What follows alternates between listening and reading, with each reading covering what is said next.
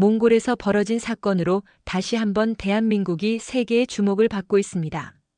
몽골 고비 사막에서는 연간 3,000km의 도로가 모래에 매몰되어 300억 원의 복구 비용이 들고 있습니다. 이에 몽골 정부는 중국과 대한민국의 사막화 방지 기술을 비교 검토했고, 놀랍게도 중국이 신장 지역에 구축한 수천억 원 규모의 거대한 방풍벽 시설에도 불구하고 단 50년 전 새마을 운동으로 시작된 대한민국의 사막화 방지 기술을 선택했습니다. 같은 사막 환경인데도 왜 이렇게 극명한 차이가 날까요? 과연 몽골 정부가 중국 대신 한국을 선택한 충격적인 이유는 무엇일까요? 이야기를 시작하기 전 어느 지역에서 듣고 계신지 댓글로 남겨주세요. 여러분의 댓글이 영상 제작에 큰 도움이 됩니다. 그럼 지금 바로 시작하겠습니다. 2023년 4월 몽골 정부 청사에 긴급 비상벨이 울렸습니다. 몽골 도로교통개발청에서는 전례 없는 대규모 회의가 소집되었습니다. 회의실 스크린에 떠오른 숫자들은 충격적이었습니다. 지난해에만 고비 사막 지역 도로 3,200km가 모래에 완전히 매몰되었습니다. 도로 복구 비용만 300억 원이 소요되었고, 교통마비로 인한 경제 손실은 그 10배가 넘습니다. 회의실에 앉은 48세의 바트사이안 사막도로 과장의 얼굴이 어두워졌습니다. 20년간 사막도로 전문가로 일해온 그에게 이번 위기는 개인적으로도 큰 충격이었습니다. 바트사이안에게는 잊을 수 없는 어린 시절 기억이 있었습니다. 12살 때 아버지를 따라 고비 사막을 횡단하다가 갑작스런 모래 폭풍을 만났던 일입니다. 하늘이 노랗게 변하며 시야가 완전히 차단되었고, 길을 잃은 아버지는 밤새 사막을 헤맸습니다. 다행히 유목민의 도움으로 무사히 집에 돌아올 수 있었지만, 그때의 공포감은 평생 지워지지 않았습니다. 제가 사막도로 전문가가 된 이유도 바로 그때의 경험 때문입니다. 더 이상 우리 국민들이 사막에서 길을 잃지 않도록 모래 폭풍에도 사라지지 않는 도로를 만들고 싶었습니다. 하지만 현실은 냉혹했습니다. 매년 봄이면 고비 사막에서 불어오는 모래 폭풍이 도로를 집어삼켰고, 겨우 복구해 놓으면 다음 해에 또다시 같은 일이 반복되었습니다. 몽골의 사막 도로 문제는 생각보다 심각했습니다. 전체 도로망 7만 킬로미터 중 고비 사막 지역 도로가 차지하는 비중은 40%에 달했습니다. 그런데 이 지역 도로들이 매년 모래에 매몰되면서 교통망 전체가 마비되는 상황이 반복되고 있었습니다. 특히 수도 울란바토르와 남부 광산 지역을 연결하는 핵심 교통로들이 모래 폭풍의 직격탄을 맞고 있었습니다. 구리와 석탄 등 주요 수출품을 운송하는 대형 트럭들이 모래에 갇혀 며칠씩 발목이 잡히는 일이 비일비재했습니다. 도로가 사라지면 경제가 마비됩니다. 광산에서 생산한 자원을 한국까지 운송할 수 없으니 국가 전체의 수출이 타격을 받는 겁니다. 바트사이안은 이 문제를 해결하기 위해 지금까지 다양한 시도를 해왔습니다. 도로 양쪽에 콘크리트 방벽을 세우기도 하고 아스팔트를 더 두껍게 포장하기도 했습니다. 하지만 고비 사막의 모래 폭풍은 그런 물리적 차단 시설들을 무력하게 만들었습니다. 동료들 사이에서도 회의적인 목소리가 나오기 시작했습니다. 과장님, 솔직히 사막과 싸워서 이길 수 있을까요? 차라리 도로 건설 자체를 포기하고 다른 루트를 찾는 게 나을지도 모르겠습니다. 하지만 바트사이안은 포기할 수 없었습니다. 몽골의 지정학적 위치상 고비 사막을 관통하는 교통로는 필수 불가결했기 때문입니다. 중국과 러시아 사이에 끼인 몽골이 독립적인 경제 발전을 이루려면 남북을 관통하는 안정적인 교통망이 반드시 필요했습니다. 문제 해결의 실마리를 찾기 위해 바트사이안은 먼저 이웃 국가들의 사례를 조사하기로 했습니다. 첫 번째 목적지는 중국의 신장 지역이었습니다. 타클라마칸 사막을 관통하는 중국의 사막 고속도로는 세계적으로 유명한 프로젝트였기 때문입니다. 2023년 6월 바트사이안은 몽골 정부 시찰단의 일원으로 중국 신장 위구르 자치구를 방문했습니다. 타클라마칸 사막 고속도로는 정말 장관이었습니다. 끝없이 펼쳐진 사막 한가운데로 곧게 뻗은 4차선 고속도로의 모습은 인간의 기술력을 보여주는 상징 같았습니다. 하지만 더 인상적인 것은 도로 양쪽에 설치된 거대한 방풍벽이었습니다. 높이 5m, 총 연장 800km에 달하는 콘크리트 방풍벽이 도로를 감싸고 있었습니다. 중국 측 관계자는 자랑스럽게 설명했습니다. 이 방풍벽 건설에만 2천억 원이 투입되었습니다. 세계에서 가장 큰 규모의 사막 방풍 시설입니다. 실제로 방풍벽의 효과는 즉시 확인할 수 있었습니다. 사막 한가운데임에도 불구하고 도로 위에는 모래가 거의 쌓여 있지 않았습니다. 거대한 콘크리트 벽이 모래바람을 효과적으로 차단하고 있었던 것입니다. 그런데 며칠간 현장을 둘러보면서 바트 사이아는 미묘한 이상함을 느꼈습니다. 방풍벽은 분명히 모래를 차단하고 있었지만 그 대신 다른 문제들이 발생하고 있었습니다. 첫 번째 문제는 유지 관리 비용이었습니다.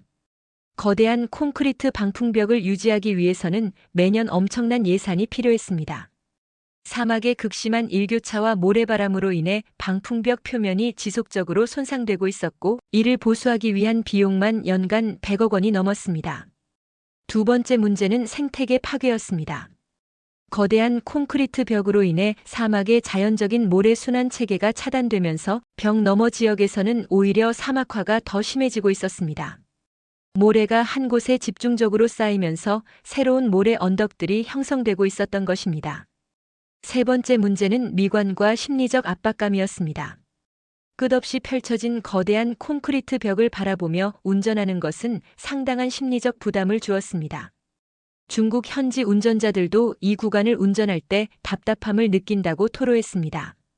분명히 효과는 있지만 뭔가 근본적인 해결책은 아닌 것 같습니다. 자연과 싸워서 이기려는 방식이랄까요? 바트 사이아는 다음 목적지로 아랍에미리트를 선택했습니다. 중동의 사막 국가들이 어떤 방식으로 사막화 문제를 해결하고 있는지 궁금했기 때문입니다. 아랍에미리트의 사막 고속도로 역시 놀라운 기술의 산물이었습니다. 석유 자본을 바탕으로 최첨단 기술을 동원해 사막 한가운데 완벽한 도로를 건설했습니다. 도로 표면에는 특수 코팅이 되어 있어 모래가 달라붙지 않았고 양쪽에는 자동 모래 제거 시스템이 설치되어 있었습니다. 하지만 여기서도 한계는 분명했습니다. 이런 시스템을 유지하기 위해서는 천문학적인 비용이 필요했습니다. 석유로 벌어들인 막대한 자본이 있기에 가능한 일이었지, 몽골 같은 국가가 시도하기에는 현실적으로 불가능한 수준이었습니다.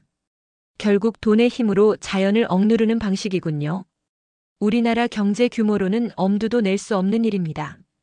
2달간의 해외 시차를 마치고 돌아온 바트 사이안의 마음은 복잡했습니다.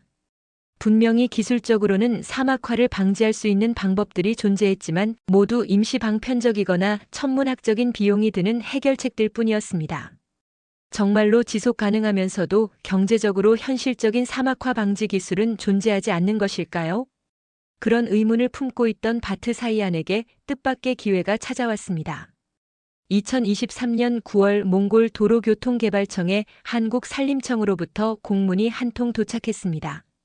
한국과 몽골 간의 사막화 방지 기술 협력을 논의하기 위한 초청 연수 프로그램 제안이었습니다. 한국의 사막화 방지 기술이라고요? 한국에 사막이 있나요? 동료들은 의아해했습니다. 한국하면 산과 강이 많은 나라로 알고 있었는데 사막화 방지 기술이 있다는 것이 쉽게 믿어지지 않았습니다. 하지만 바트 사이아는 달랐습니다. 중국과 아랍에미리트에서 보고 느낀 한계들 때문에 새로운 접근법에 대한 갈망이 있었습니다. 혹시 한국에는 정말 다른 방식의 해답이 있을지도 모른다는 기대감이 생겼습니다. 2023년 10월 15일 바트 사이안을 포함한 몽골 전문가 5명이 인천국제공항에 도착했습니다. 첫 목적지는 충청남도 태안군이었습니다. 한국 측에서는 이곳이 사막화 방지 기술의 대표적인 성공 사례라고 설명했습니다. 태안으로 향하는 버스 안에서 한국산림청 관계자가 설명을 시작했습니다. 태안 지역은 1970년대까지만 해도 사막과 다름없었습니다. 서해안의 강한 바닷바람과 모래바람으로 인해 농사도 제대로 지을 수 없는 황무지였죠. 하지만 지금은 완전히 달라졌습니다. 버스가 태안에 도착했을 때 바트 사이아는 자신의 눈을 의심했습니다. 눈앞에 펼쳐진 것은 울창한 숲이었습니다. 높이 15m가 넘는 소나무들이 질서정연하게 늘어서 있었고 그 사이사이로는 다양한 관목과 초볼류가 무성하게 자라고 있었습니다. 이곳이 정말 50년 전에는 사막이었다고요? 한국 측 안내자인 이준호 국립산림과학원 사막화방지연구소 소장이 고개를 끄덕였습니다. 네, 맞습니다. 1970년대 이곳은 모래바람 때문에 사람이 살 수 없는 곳이었습니다. 하지만 박정희 대통령의 새마을 운동과 함께 시작된 사방사업이 이 모든 것을 바꿔놓았죠. 이준호 소장은 42세의 젊은 연구자였지만 아버지로부터 물려받은 특별한 이야기가 있었습니다. 그의 아버지는 1970년대 태안 지역 새마을 운동의 지도자 중 한 명이었습니다. 제 아버지가 1975년 이 마을에 처음 부임했을 때 마을 전체가 모래 언덕이었다고 합니다. 바람이 불면 집안까지 모래가 들어와서 밥을 먹을 수가 없을 정도였죠. 바트 사이안 일행은 태안 지역 주민회관을 방문했습니다. 그곳 벽에는 1970년대 새마을 운동 당시의 사진들이 걸려 있었습니다. 삽과 괭이를 들고 나무를 심는 주민들의 모습, 모래바람에 휩싸인 황량한 마을의 모습이 생생하게 담겨 있었습니다. 이 사진들을 보시면 당시 상황을 알 수 있습니다. 정말 우리 몽골의 고비 사막과 다를 바 없었던 것 같군요. 더 놀라운 것은 지역 어르신들의 증언이었습니다. 올해 79세인 김철수 할아버지는 당시를 이렇게 회고했습니다. 1970년대만 해도 이 동네는 봄만 되면 황사바람 때문에 앞이 안 보였어요. 논밭은 모래로 뒤덮이고 집도 모래 때문에 살 수가 없었죠. 그런데 새마을 운동으로 나무를 심기 시작하면서 조금씩 달라지기 시작했습니다. 이준호 소장이 설명을 이어갔습니다. 우리 아버지 세대는 단순히 나무를 심는 것이 아니라 체계적인 계획을 세웠습니다. 먼저 바람의 방향과 세기를 분석하고 어떤 나무가 이 지역 기후에 가장 적합한지 연구했죠. 그리고 단계별로 방풍림을 조성해 나갔습니다. 핵심은 다층 구조의 방풍림 시스템이었습니다. 첫 번째 층에는 바람에 강한 소나무를 심어주 방풍림을 만들고 두 번째 층에는 화렵수를 심어 사계절 내내 효과를 유지하도록 했습니다. 세 번째 층에는 관목류를 심어 하층 바람까지 차단했습니다. 가장 중요한 것은 나무만 심는 것이 아니라 땅 자체를 살려내는 것이었습니다. 모래땅에 유기물을 넣고 토양을 개량하고 물 관리 시스템을 구축했죠. 바트 사이안은 감탄을 금할 수 없었습니다. 중국에서 본 거대한 콘크리트 방풍벽과는 완전히 다른 접근법이었습니다. 자연과 싸우는 것이 아니라 자연과 함께하는 방식이었습니다. 정말 놀랍습니다. 이런 기술이 1970년대부터 있었다는 것이 믿어지지 않네요. 이준호 소장은 미소를 지으며 대답했습니다. 기술의 뿌리는 박정희 대통령 시절 새마을 운동에서 시작되었지만 50년간 지속적으로 발전시켜온 결과입니다. 하면 된다는 의지가 과학기술과 만나면서 불가능을 가능으로 만든 거죠. 실제로 태안 지역의 변화는 극적이었습니다. 1970년대 연간 300일 이상 모래바람이 불던 지역이 현재는 연간 30일 미만으로 줄어들었습니다. 농업 생산성은 10배 이상 증가했고 관광객까지 찾아오는 아름다운 해안 도시로 변모했습니다. 우리가 찾던 답이 바로 여기에 있었군요. 바트 사이안의 눈에 희망의 빛이 돌기 시작했습니다. 태안에서의 충격적인 경험 이후 바트 사이안 일행의 한국 연수 프로그램은 본격적인 기술 교육 과정으로 이어졌습니다. 국립산림과학원에서 일주일간 진행된 교육에서 그들이 배운 것은 단순한 나무 심기 기술이 아니었습니다. 첫 번째로 배운 것은 토양 분석과 개량 기술이었습니다. 한국의 사막화 방지 기술은 무작정 나무를 심는 것이 아니라 철저한 과학적 분석에 기반해 있었습니다. 사막화 방지의 핵심은 토양입니다. 아무리 좋은 나무를 심어도 토양이 받쳐주지 못하면 소용없어요. 김미영 한국도로공사 특수환경도로 팀장의 설명이었습니다. 그녀는 서해안 지역의 모래바람 대응 도로 설계 전문가로 20년간 현장에서 쌓은 경험이 있었습니다. 저희가 도로 주변에 방풍림을 조성할 때 가장 중요하게 생각하는 것은 지속 가능성입니다. 한번 심어 놓으면 50년, 100년을 버텨야 하거든요. 두 번째로 배운 것은 식물 선택의 과학이었습니다. 한국에서는 지역별 기후와 토양 조건에 맞는 수백 가지의 수종 데이터베이스를 구축해 놓고 있었습니다. 몽골의 고비 사막과 우리나라 서해안은 기후 조건이 유사한 면이 많습니다. 특히 강한 바람과 건조한 환경, 일교차가 큰 점 등이 비슷하죠. 실제로 한국의 연구진들은 몽골 현지에 적용 가능한 수종들을 이미 연구해 놓고 있었습니다. 몽골 자생종인 비술나무와 한국의 소나무를 교배한 신품종, 극한 추위에 강한 개량 포플러 등이 그것이었습니다.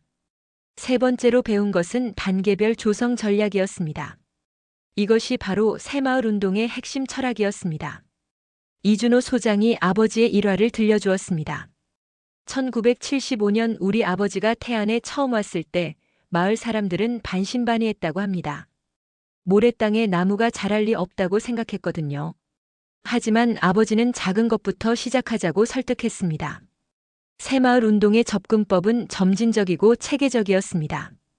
첫 해에는 마을 중심부 100평 정도의 작은 공간에 시범적으로 방풍림을 조성했습니다.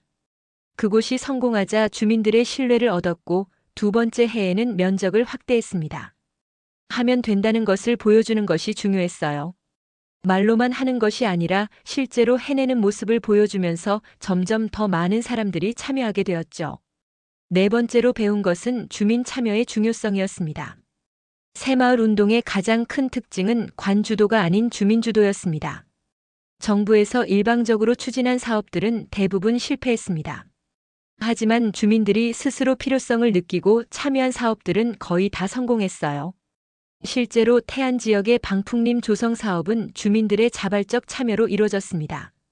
매주 일요일마다 마을 사람들이 모여서 나무를 심고 물을 주고 잡초를 제거했습니다. 아이들도 방과 후에 나무에 물을 주는 일을 맡았습니다. 그때는 정말 온 마을이 하나가 되었어요. 나무 한 그루 한 그루가 우리 마을의 미래였으니까요. 79세 김철수 할아버지의 회고였습니다. 다섯 번째로 배운 것은 장기적 관리 시스템이었습니다. 나무를 심는 것보다 더 중요한 것은 지속적인 관리였습니다. 새마을 운동의 가장 큰 성공 요인은 50년간 지속된 관리 시스템입니다. 심어놓고 끝이 아니라 계속해서 보살피고 발전시켜 나간 것이죠. 한국의 각 지역에는 새마을 운동 당시 조성된 방풍림을 관리하는 주민 조직들이 지금도 활동하고 있었습니다. 1세대가 은퇴하면 2세대가, 2세대가 은퇴하면 3세대가 그 역할을 이어받고 있었습니다. 바트 사이아는 이런 체계적인 시스템에 깊은 인상을 받았습니다. 단순히 기술을 배우는 것이 아니라 정신을 배우는 것 같습니다.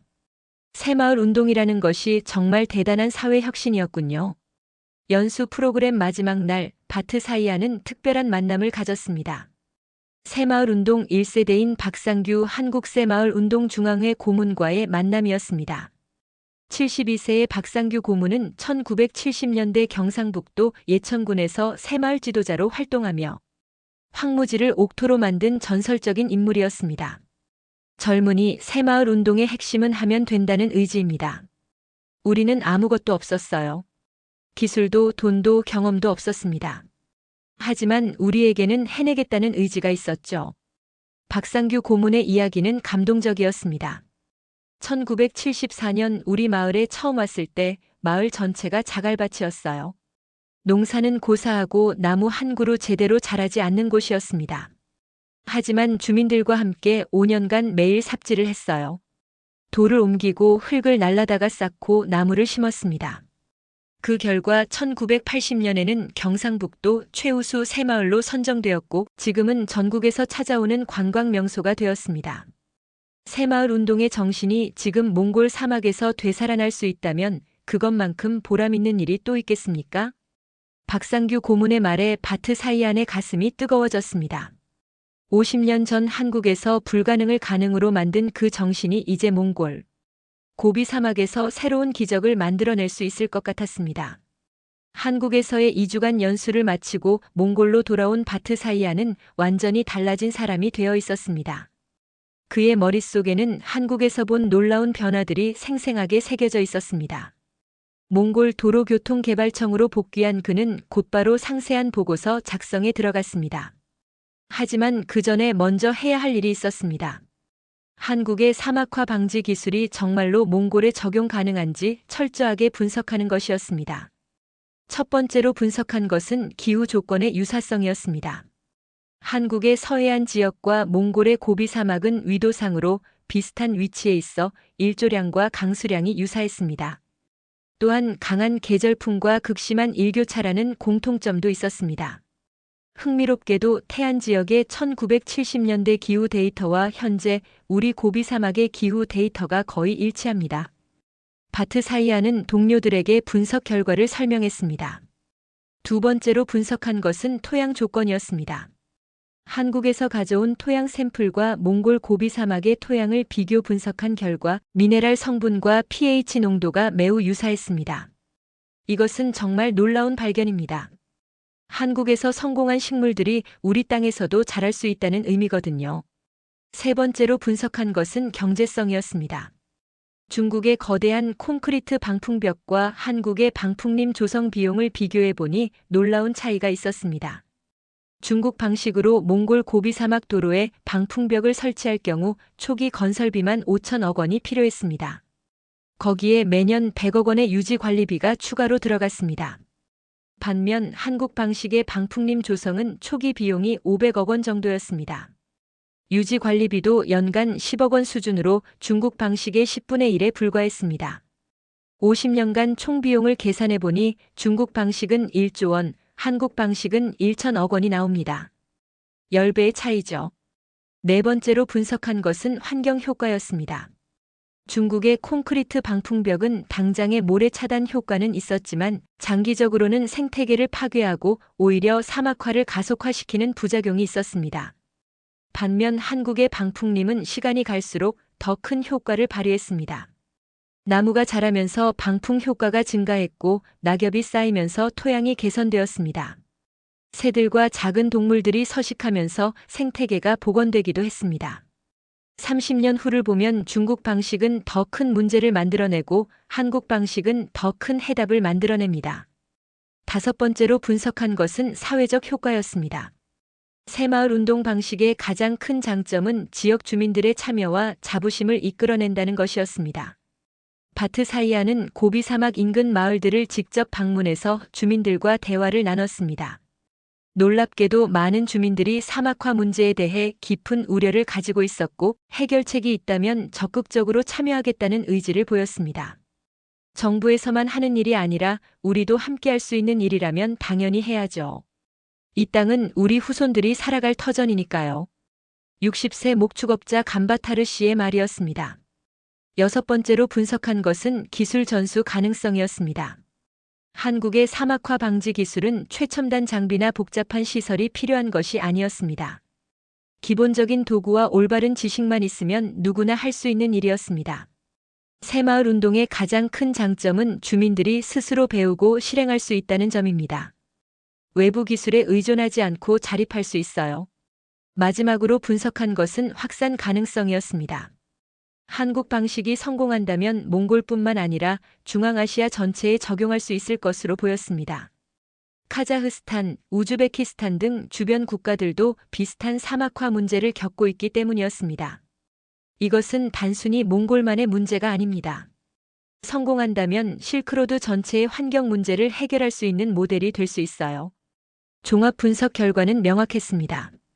한국의 새마을 운동 정신에 바탕을 둔 사막화 방지 기술이 몽골에 가장 적합한 해결책이라는 것이었습니다. 바트 사이아는 이제 확신을 가지고 정부에 보고할 준비를 마쳤습니다. 50년 전 한국에서 불가능을 가능으로 만든 그 기적이 이제 몽골 고비 사막에서 재현될 차례였습니다. 2023년 12월 15일 몽골 정부 청사 대회의실에서는 특별한 회의가 열렸습니다. 몽골 총리를 비롯해 교통부 장관, 환경부 장관, 재정부 장관이 참석한 가운데 바트 사이안의 한국 연수 결과 도고회가 진행되었습니다. 바트 사이안은 2달간 준비한 상세한 보고서를 펼쳐놓고 발표를 시작했습니다. 존경하는 총리님, 그리고 각 부처 장관님들께 보고드리겠습니다. 저희가 그동안 찾던 답을 한국에서 발견했습니다. 첫 번째로 그는 한국과 몽골의 기후 및 지형 조건 비교 자료를 제시했습니다. 두 나라의 유사성을 보여주는 구체적인 데이터들이었습니다. 한국의 서해안 지역은 50년 전 우리 고비 사막과 동일한 조건이었습니다. 연간 강수량 400mm, 평균 풍속 초속 12m, 일교차 30도 이상이라는 점에서 완전히 일치합니다. 두 번째로 그는 중국 방식과 한국 방식의 근본적 차이점을 설명했습니다.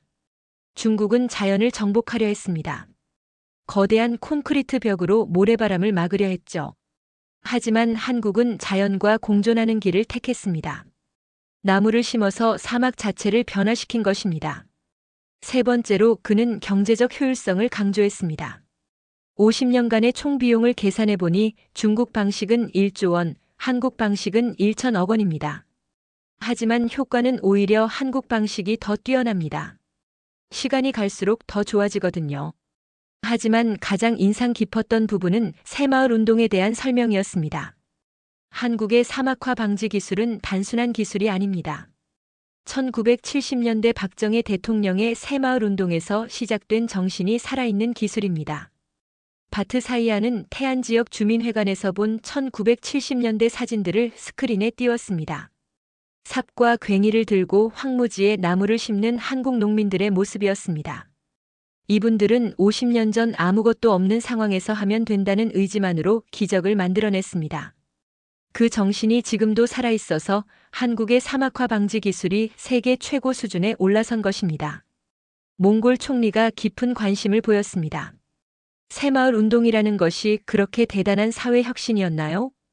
바트 사이안이 준비한 자료를 제시했습니다. 1970년부터 1979년까지 10년간 한국 전체 3만 5천 개 마을에서 새마을 운동이 진행되었습니다. 정부 예산 500억 원을 투입했지만 주민들의 자발적 참여로 실제 투입된 노동력과 자원은 그 10배가 넘었습니다. 더 놀라운 것은 그 성과였습니다. 농촌 소득이 3배 증가했고 도로와 교량 등 기반 시설이 완전히 새롭게 구축되었습니다. 가장 중요한 것은 주민들의 의식이 바뀌었다는 점입니다. 할 수 있다는 자신감을 갖게 된 거죠. 환경부 장관이 질문했습니다. 그런 방식이 우리나라에도 적용될 수 있을까요? 바트 사이아는 고비 사막 지역 주민들과의 인터뷰 결과를 제시했습니다. 고비 사막 인근 15개 마을 주민 300명을 대상으로 설문조사를 실시했습니다. 85%가 사막화 방지 사업에 적극 참여하겠다고 응답했습니다. 실제로 주민들의 반응은 매우 긍정적이었습니다. 목축업에 종사하는 주민들은 사막화로 인한 목초지 감소를 피부로 느끼고 있었고 해결책이 있다면 적극 참여하겠다는 의지를 보였습니다. 우리 조상들도 혹독한 자연환경을 이겨내며 살아왔습니다.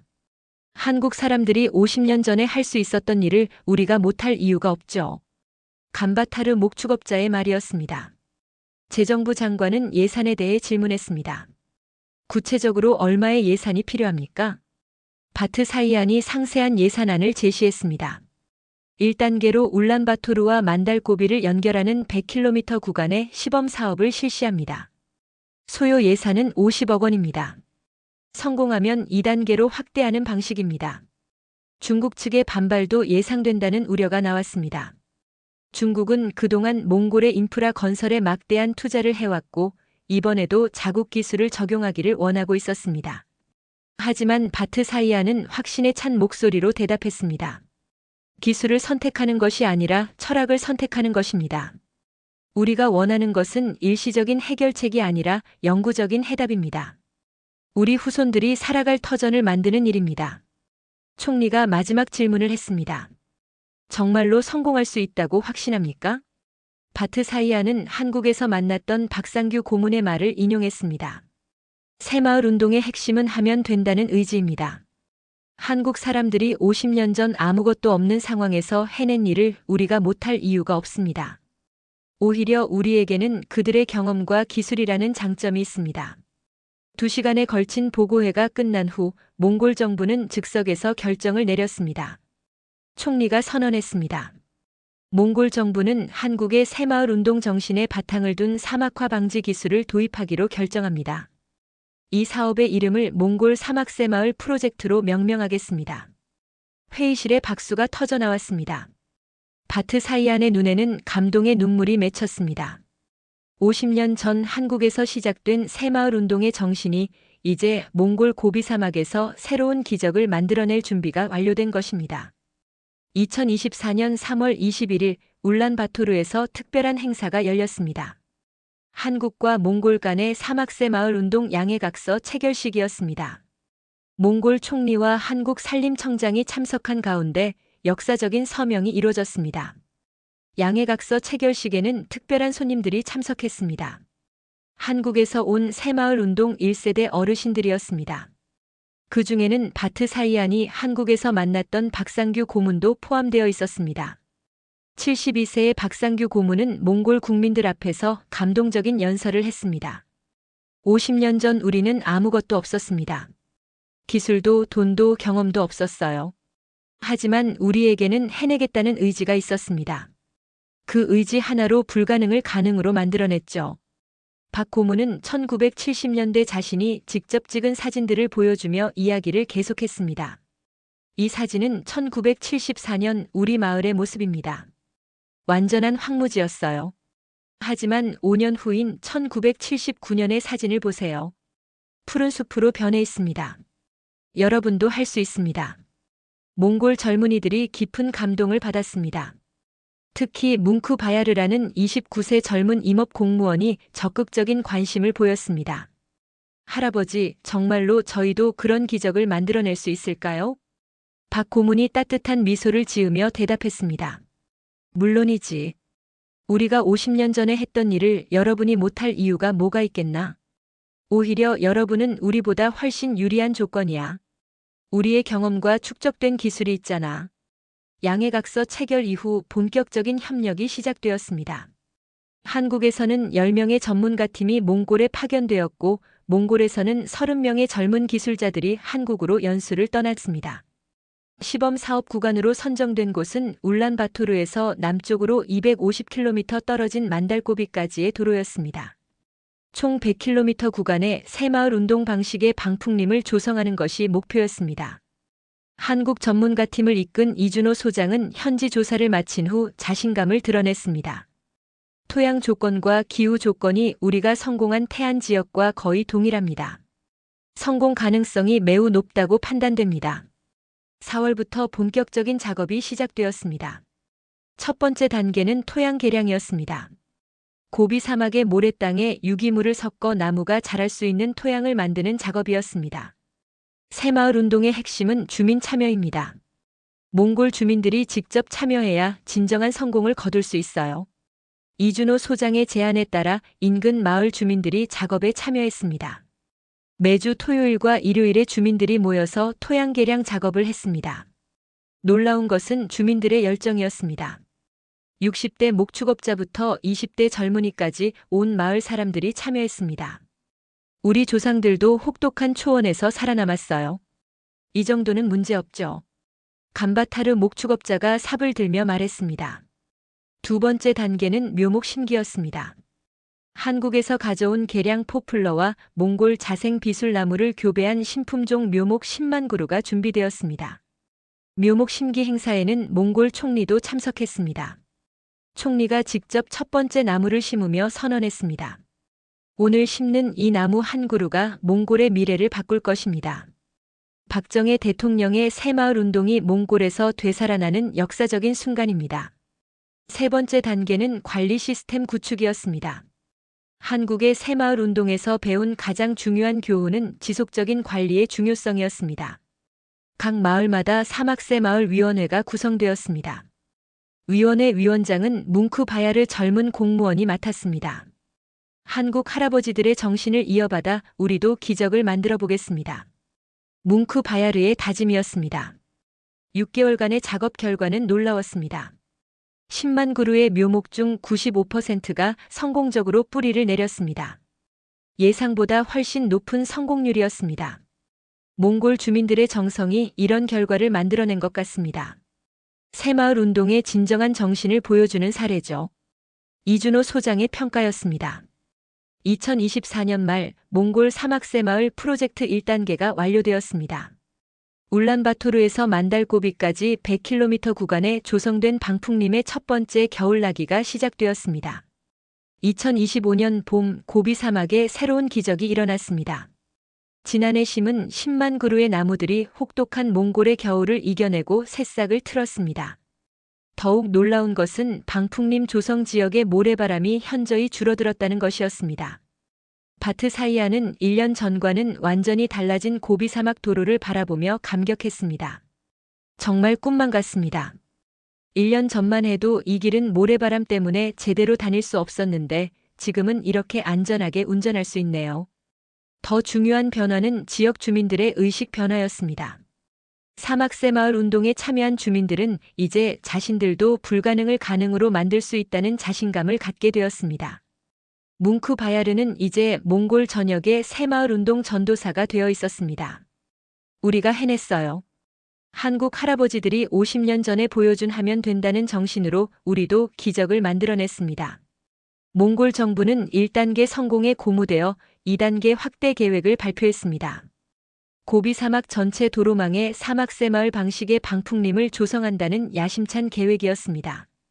더 놀라운 소식은 주변 국가들의 관심이었습니다. 카자흐스탄과 우즈베키스탄 정부에서도 몽골의 성공 사례를 벤치마킹하고 싶다는 요청이 들어왔습니다. 몽골 사막새마을 프로젝트가 중앙아시아 전체로 확산될 가능성이 보입니다. 실크로드 지역 전체의 사막화 방지 모델이 될 수 있어요. 이준호 소장의 전망이었습니다. 2025년 여름 몽골에서는 특별한 국제회의가 열렸습니다. 아시아 사막새마을 운동 국제 심포지엄이었습니다. 한국, 몽골뿐만 아니라 중국, 러시아, 카자흐스탄, 우즈베키스탄에서 전문가들이 참석했습니다. 바트 사이아는 이 자리에서 지난 2년간의 경험을 바탕으로 감동적인 발표를 했습니다.